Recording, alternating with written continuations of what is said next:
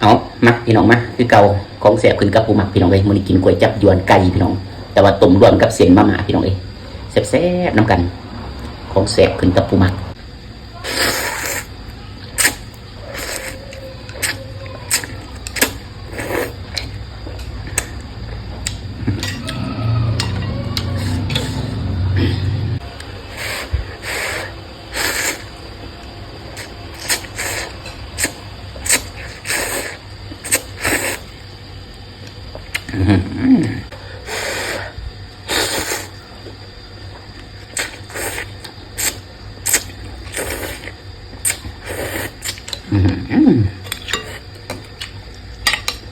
โอ้ย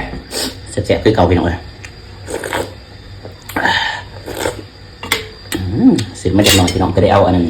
เส้นมะม่าต้มใส่น้ำแต่กระแสพี่น้องเลยเอาใส่โบราณใหญ่หัง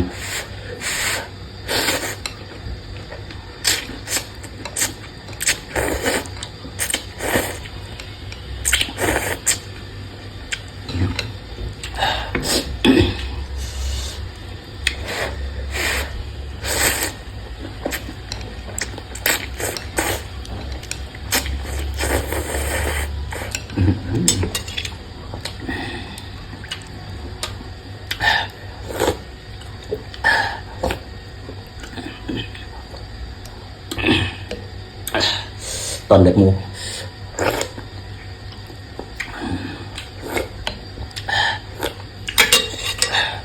แซ่บๆพี่น้องเลยคนเฮามักอีหยังกินอันนั้นพี่น้อง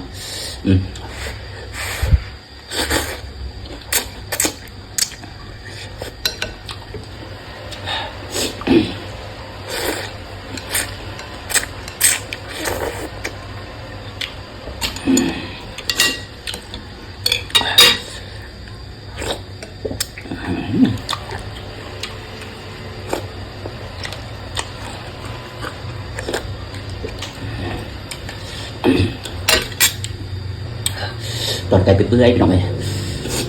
กินไปได้ดีกว่า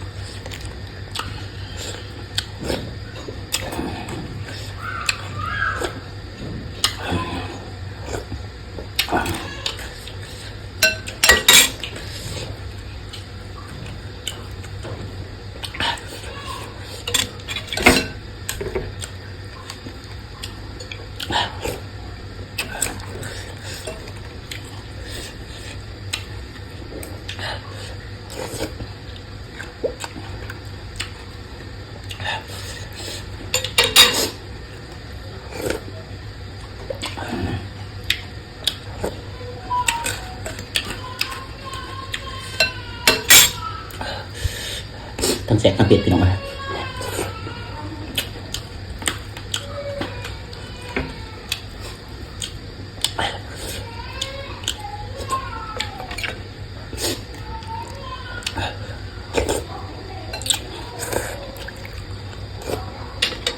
แซ่บคือเรา